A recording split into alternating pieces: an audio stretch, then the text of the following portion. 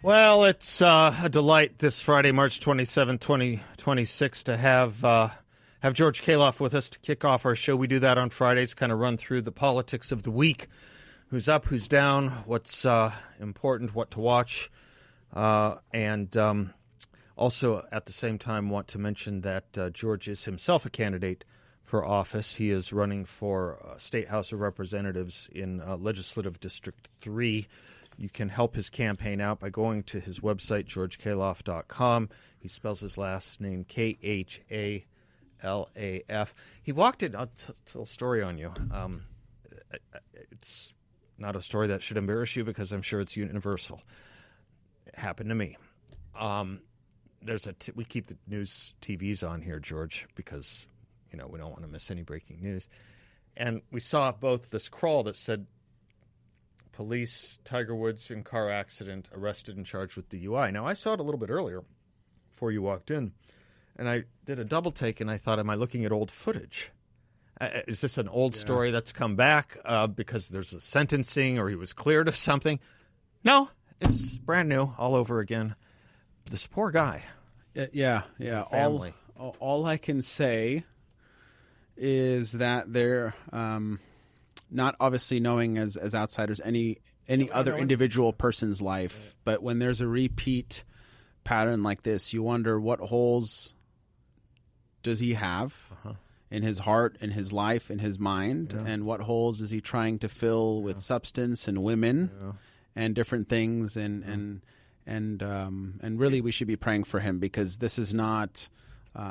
This does not seem to be accidental occurrences. No. This seems to be, unfortunately, a repetitive theme with him and, frankly, others like him who are very famous, very good at what they do, usually sports or something like that, theater, I guess not theater, music. Acting, music, right. But they have serious, just it's like a house of cards, so to speak, and often they are not Christian. They're not people of faith. They don't understand God and who he is, and we should be praying for him. Yeah, of course.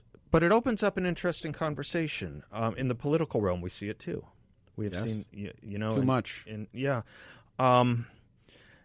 you sometimes hope and wish that people had, in these roles of fame, music, athletics, politics, that they had friends close enough to them, that good friends that could pull them aside and tell them they need to start walking a different path.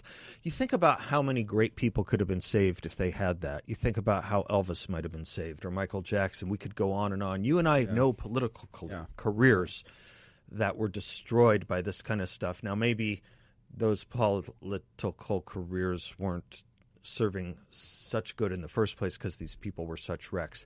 But that you can't have a friend or family member close enough to you. We should all have friends that will do that for us, I think. I've had them. Yeah. Let me even take them, but I have, and I've had them. No, not at all, Seth. Let me take it one step deeper, though. There's been a lot of coverage over the last decade of the dismantling of community and civic society, civil society. And the dismantling of the church, the dismantling of the Kiwanis clubs and the Elks and different things in many parts of America. And that actually ties directly to what you just said about those that are famous. But what about the 335 million of people that are not famous in our country? Essentially what I'm getting at is, what about the 99 other percent? Nobody, or rarely do we have communities that tether us. Right.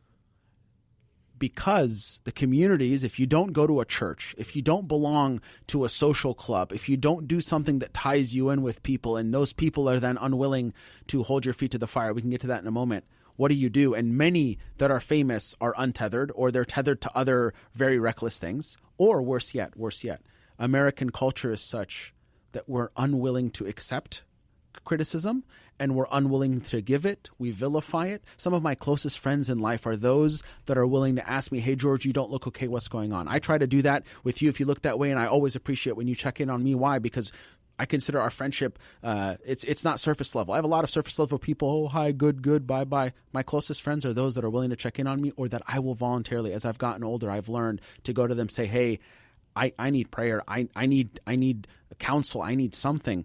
But so many people don't have that. And that, when the way that we deconstruct society, that was done on purpose to our people.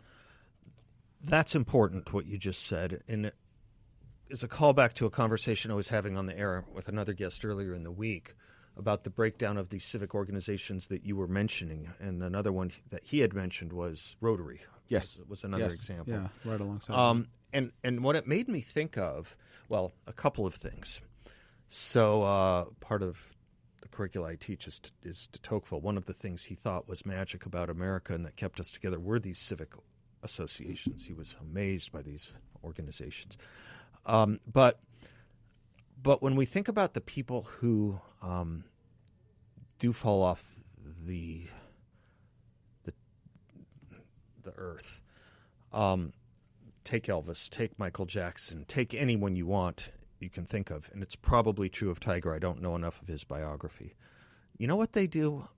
They isolate. They do the opposite of what these civic groups are meant to do. Yeah. Isolation turns, Michael Jackson was very isolated. Elvis Presley was very isolated. For as famous as they were. That's a whole other phenomenon. The bigger Spears probably is very isolated. The bigger you get, the more isolated that you are. But you hear that from any leader. I, as a leader, feel sometimes I'm like, there's not a lot of people that can relate to this specific issue that I'm dealing with. You're someone who's in the public eye. I'm sure you felt that in your career. And we have something else. When you're in a small town of 3,000, 4,000, 5,000 people, and there's a handful of churches, there's a synagogue, there's a whatever, okay? Right.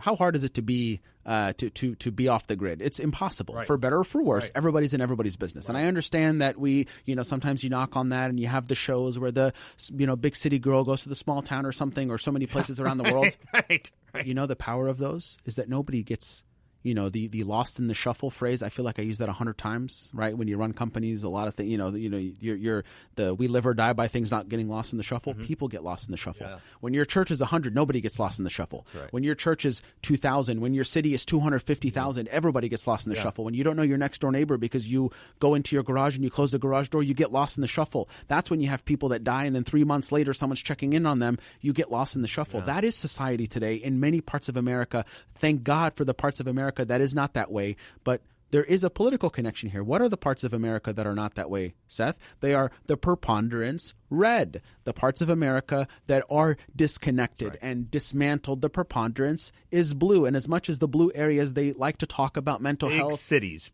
Urban cities. They like to talk about all these things that bring people together in community. They're manufacturing artificial community in these subgroups that are not actually how humans were meant to be aligned, because they have literally destroyed everything else, and they are postmodern refabricating these made-up subgroups of individuals and stratifying alongside them. That is, and I know we got here from Tiger Woods. I know we're really deep here, but it's so much of what does or does not make our world go round today, I think, is connected to this very critical topic. Dennis Prager used to give talks about big being bad. We used to, as conservatives, talk about big government and what a bureaucracy can get away with, and there's no accountability. It's a different kind of thing, but think about it in relationship to human relations. The bigger the community, as you said, the bigger the city or whatever, the less accountability as well. Or, the less accountability people will have with you because you get lost in the shuffle. Turns out it's not just big government, as Dennis was talking about. Big anything almost. Big corporations. Big. We kind of now put the word big on everything, but everything is big, and it's a how do I want to put this? It's a workshop for the devil's hands. Yeah. There's something I know we'll probably need to get to it on the other side of the break. There's a very specific thing that's connected to bigness and smallness and connected to utilitarianism and other very philosophical. You don't get to do this on the stump. Yeah, that would love to. I'd love to do it with you. You don't talk like this. Not often. Not unless it's long form. Right. Not unless it's long form. If I have 10, 15 minutes, I'm probably not going to get into utilitarianism. Well, let me make a point about that. Folks, wouldn't you want a conservative in the state legislature who also is attuned to these kinds of sensibilities? Wouldn't you want that? I would. I know I would. You would too. GeorgeKhalaf.com, KHALAF.com. We'll talk more specific politics as well. But I want to hear this point when we come right back. George Khalaf and I are coming to you from the YRefi.com studios. And I don't know this story, by the way. So, as we say, we pray for all the families. And gosh knows, I hope no one was hurt. And if they were, may they be healed and survive well. Yeah. Okay. George and I will be right back.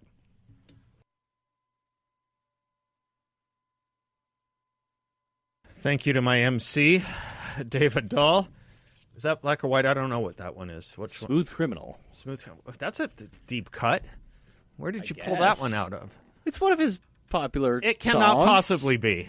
You think that's a pop? Is it? I defer to George. What does George think? I have no idea what song you're talking about. I'm not the guy to settle this debate. This is such a deep cut. Okay, sure. It's like knowing Larry Hagman from a movie called Failsafe in 1960, Oh, Larry Hagman, the guy from Failsafe? It was top 10. This was a top 10 song. All right. Top 10 for... right, fine. Yeah.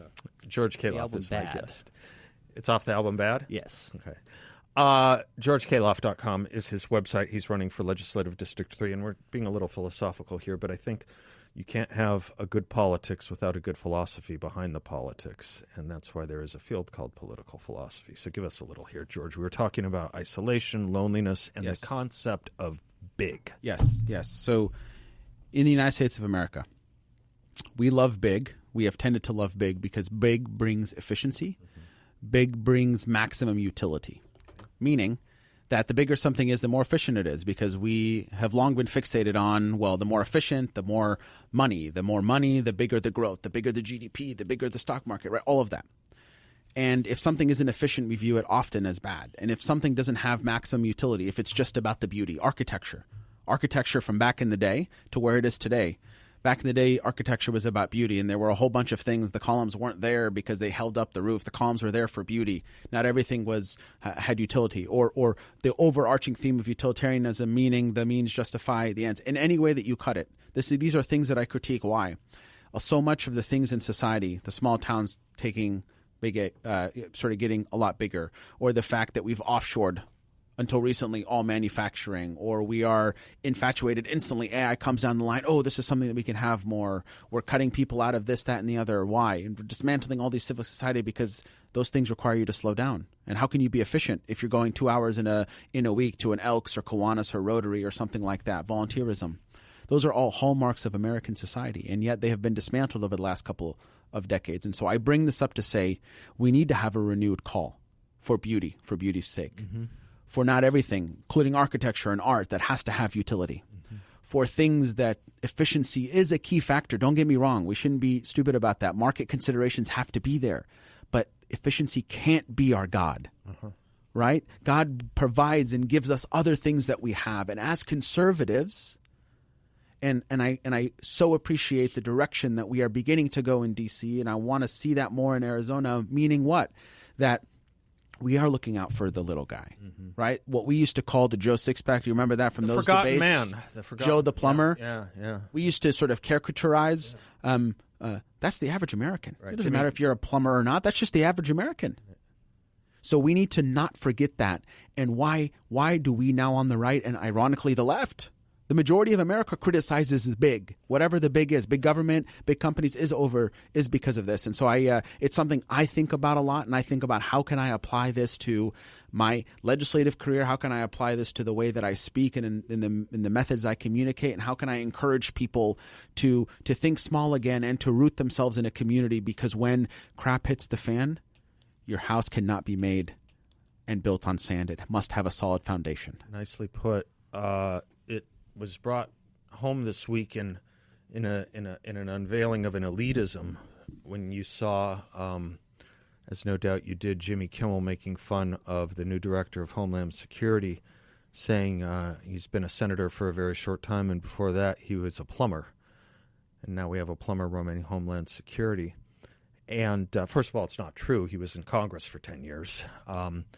But he Mark Wayne Mullins, who we're talking about, he built a plumbing company, in a time of dire need when his family needed him. There was a death in his family, and he stood up and did it, stepped up and did it. Isn't it funny, George, that we have dismissed those kinds of people for so long, and now we seem to not be able to race fast enough to teach plumbing again? 100%. To teach the arts of electricity and making electricians again. Isn't it an odd thing that we've so dismissed these things and now we can't get enough of it? We crave it. Okay, not Jimmy Kimmel, but most normal people. Well, Seth, you can only run the economy so well on degrees of intersectionalism and on gender ideology and on climate ideology and on this, that, and the other, gender studies. Those things don't make the economy go round. Right. When you have an issue in your home, or you need to have drywall, or you need to remove some columns, do you call a gender intersectionalist major? No, you call an engineer, you call a plumber, you call an electrician. The blue collar, which society has partly attempted to vilify below the white collar. Ironically, some of the wealthiest people in our nation are those that started not just from nothing. Mueller might be one of them. Actually, yeah, I think. Not just nothing, but they have made their wealth in blue collar. You know what what companies are absolutely recession proof and absolutely AI proof? Those jobs. Yep. HVAC. We need operators that operate cranes. We need people that drive trucks. We need HVAC. We need plumbing. We need electricity. We need all of these things. Residents of the Palisades are not rebuilding the Palisades. And AI is definitely not doing it. Right. Nobody wants these 3D printed homes. That's not how you're going to do. That requires human ingenuity, requires the beauty and the God-given gifts that people have of architecture, of design, of all of these things. And again, we have missed that. But it's rich that the coastal elites would vilify those individuals that, ironically, they need better than and more than anybody does. It's crazy, and that's the difference between the Republican Party and actually, no, I should say this. That's the difference between progressive ideology and conservative ideology. Yes, it certainly is. And the progressive ideology, let us not forget, is also built on the notion of big bureaucratic expertise, highly intellectualized expertise. This was the whole idea of Woodrow Wilson's progressive view of administration, that we don't have to deal with the common people. We don't even think politics is a very clean business. It's dirty. What we need is large swaths of bureaucratic experts to manage the people. And it's a very un-Republican, small r, unconstitutionally Republican point of view. You said something about born rich. I saw a quote from Margaret Thatcher today I thought you'd love. Someone asked her what she attributed her success to. She said, 2 great gifts when I was born. I was born poor. That was the first gift. And the second gift was with 2 great parents.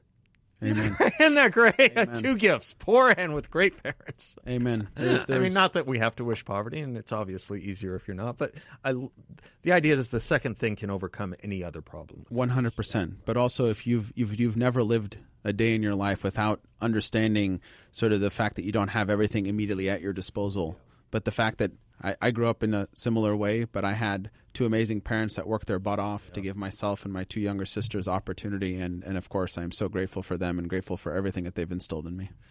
George Khalaf is my guest, candidate for Legislative District 3, which I know we haven't spent a lot of time speaking of. We've done plenty of it, and the archives are well available for anyone who wants them at 960thepatriot.com. And we will get to some of it, but this has just been a fun, different kind of conversation. I'm glad we're having it. It's much needed. Yeah, I think so too.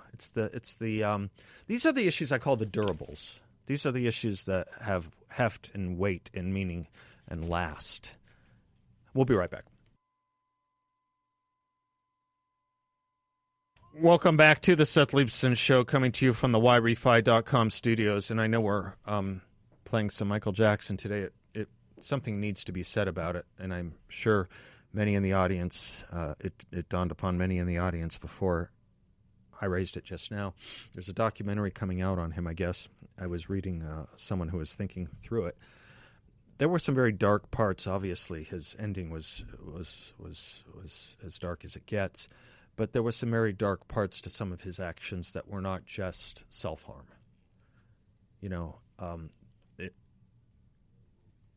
the record will reflect that he was engaged in a lot of abusive behavior. Yeah. And it is interesting to me, George, how we kind of have selective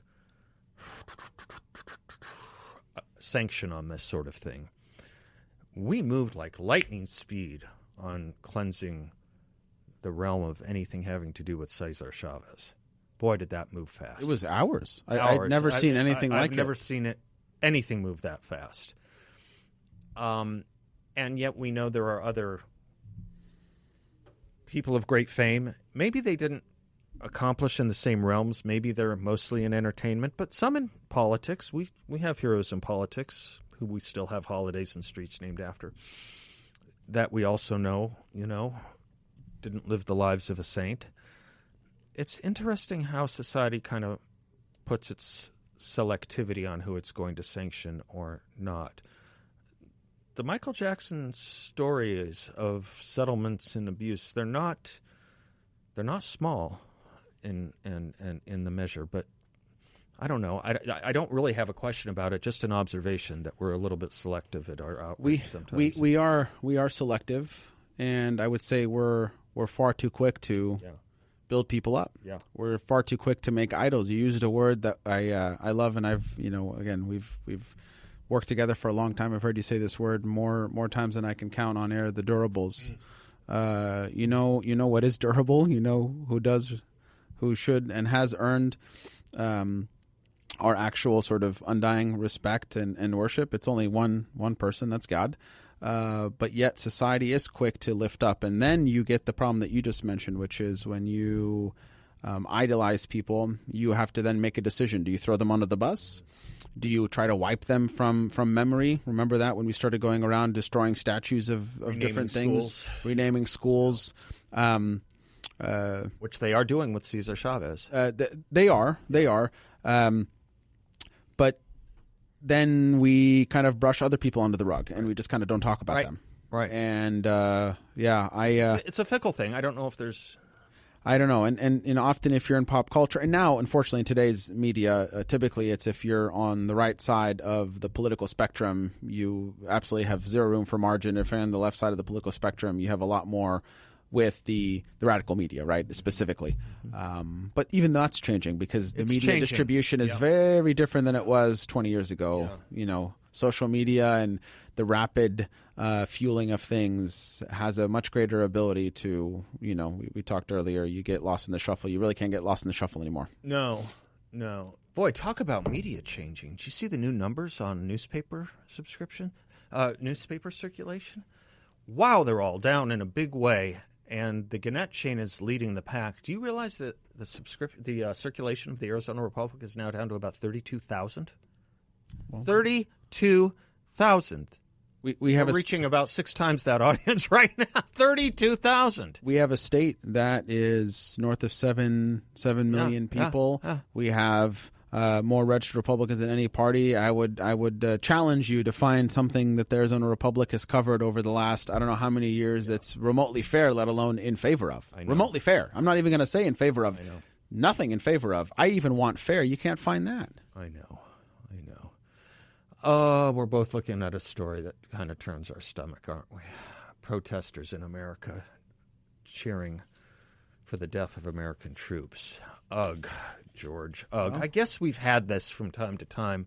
I guess we had it in the Vietnam War, although I'm going to rely on listeners to correct me on this. Were they cheering American deaths? Now, Jane Fonda certainly came as close as you get to that. But were they cheering American deaths in Vietnam? I don't have, in my appreciation of the history books I've read of that time, that memory of it. This is a new thing. And it felt far more fringe in the 60s, 70s, 80s than it does now, where people are cheering deaths of all kinds of folks if they deem them to be bad. Because, again, there's no value to life for many folks. Well, I was talking about that yesterday. That's right. There is it's not a cottage industry, well, maybe it is a cottage industry, but there are far too many young people that will celebrate the murder of a healthcare CEO or of a Charlie Kirk. I mean, they cheer it. I got to take a break. We'll be right back. Welcome back to the Seth Leibsohn Show. George Khalaf is my guest. Are you okay? Yeah. Came in hot, did it? Yeah. Anyway, yeah. We're fine. Michael just about burst your eardrums. I put on the wrong headphones and different controls. I'm like, why are the controls not changing? Oh yeah. Anyways, we're all good. Yeah.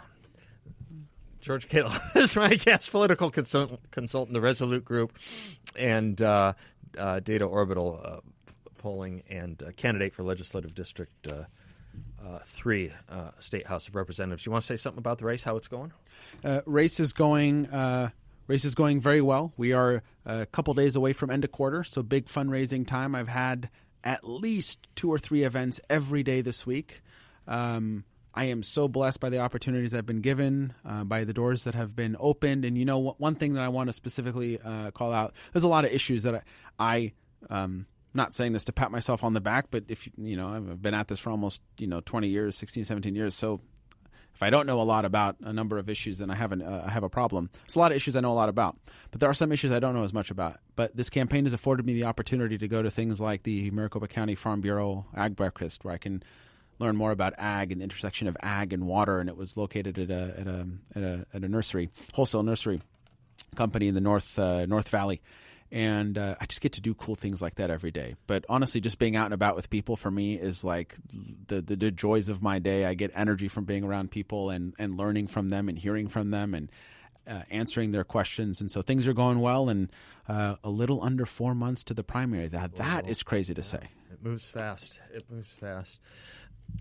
There are all these kind of cool things going on that people don't know about. I didn't know about this thing that you went to. Not that it happened. I didn't even know that it existed.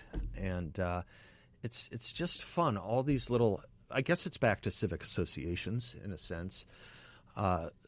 Civic associations that keep the engine going, keep the engine of the economy going, keep the engine of society going, keep people fed, keep people hydrated, keep the commerce, the chain of commerce moving.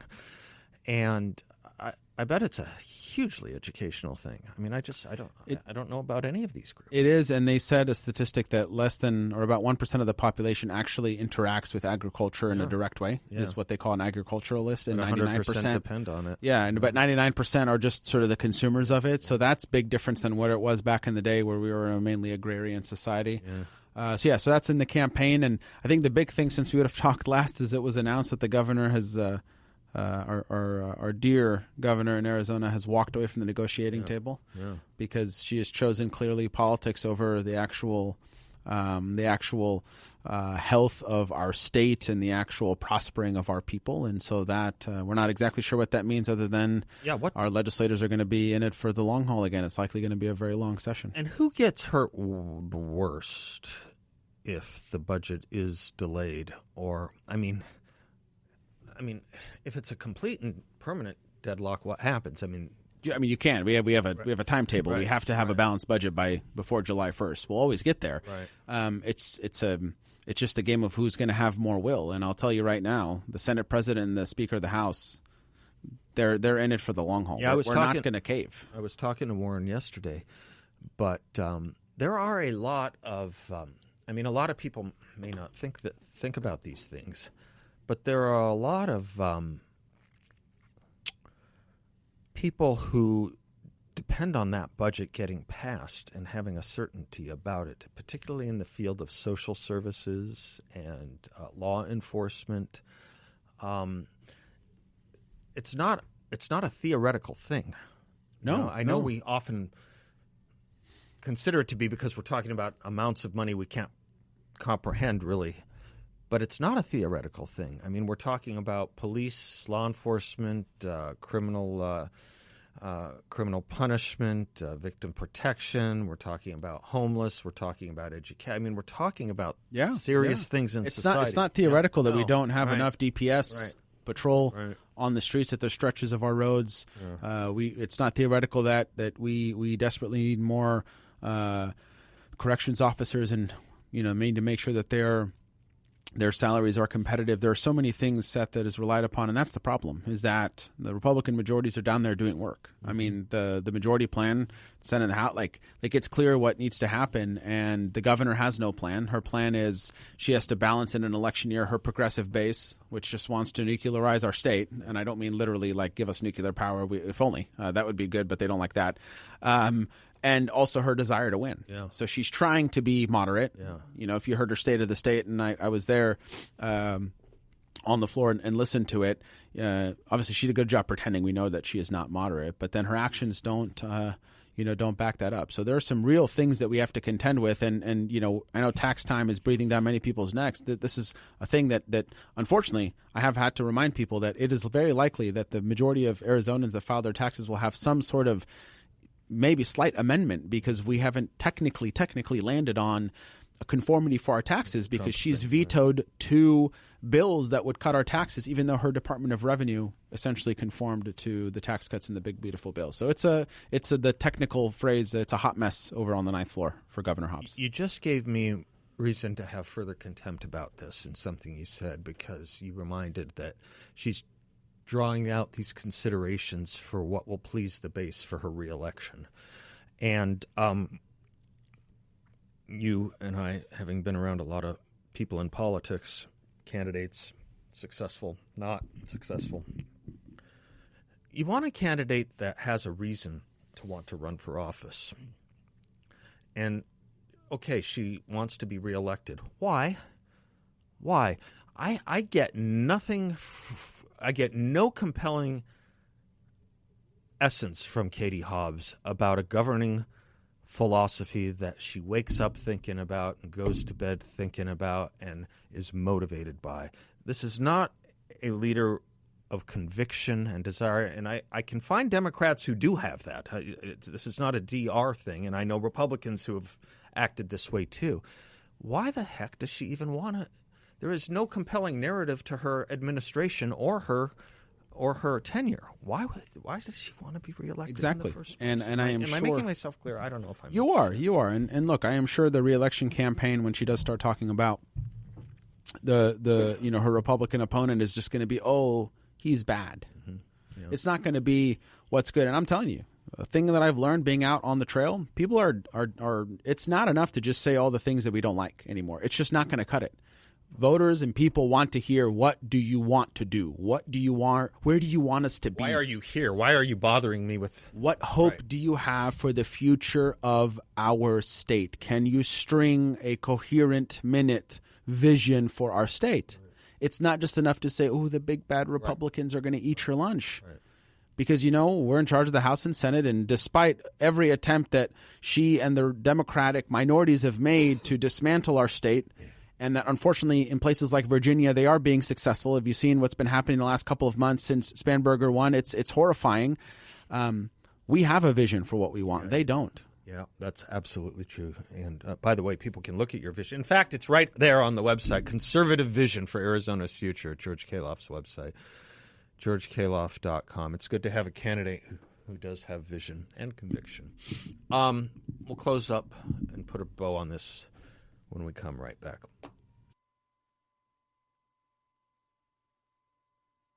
Coming to you from the YRefi.com studios, YRefi refinances distressed or defaulted private student loans that others won't touch. If you are a holder of a private student loan, if you are in debt in a distressed or defaulted situation, YRefi doesn't care what your credit score is, and can even save you thousands of dollars by refinancing and even lowering your total cost. With YRefi, you can finally take control of your student loan situation with a plan that works for you and your monthly budget. So if your loan debt is keeping you up at night and ruining your life, doesn't have to. Just call YRefi, 888-YREFY-85, 888-YREFI-85, or check them out online at YRefi.com. George, thanks. George Khalaf, thanks for being with us this hour. General trends for the president right now, how are they looking to you? Gas is going up a little bit. The war is, depending on who you ask, either running along apace and with very little consequence to our military, but perhaps other consequences to our economy. Airport, DHS funding. What put it all together and tell me where we're at. Yeah, there was a lot there. I'll summarize it in this way. Yeah. We're still in March, but there are some downward pressures. All right. If we are still engaged in a full-throated war, whether you want to put that in quotes or not, September, October, it's going to have downward pressures on Republican chances. I mean, it just is what it is. I don't think that's the president's intent. I think that the demise of the Republican Party and our candidates is not just overblown. It's bananas. Last week, I put out a video pushing back tremendously against an East Coast person. We talked about it last week that was rating Arizona as a leans Democrat. There's a long road to go to November, but yeah, the numbers right now, you can't look at them and be like, oh my gosh, they're perfect. But President Trump's favorability numbers, really, other than right after the election in 24, have never really been right side up. That's just never been his style. Right. He is someone who gets things done, and often when you get things done in that moment, there's difficulty, and yet he won resoundingly in 2024. So there's something rewarding about a governor, in his case, president, who doesn't rule by polls. Yeah, and I will say, not only am I not going to lose hope, I am adamant that we will do well this election in November, but only if, and I repeat this 15 times a day, only if Republican voters vote, and 100%, because we're the party with vision, the Democrats do not have vision, we will win the governorship, we will win the Secretary of State, we will win the Attorney General in Arizona, and we may even be able to grow our majorities in the State House and Senate. Great. Fabulous message. Fabulous candidate. Fabulous friend. George Khalaf. GeorgeKhalaf.com is his website. Do help him out. You want this guy in the House. You'll be proud of him. We'll be right back.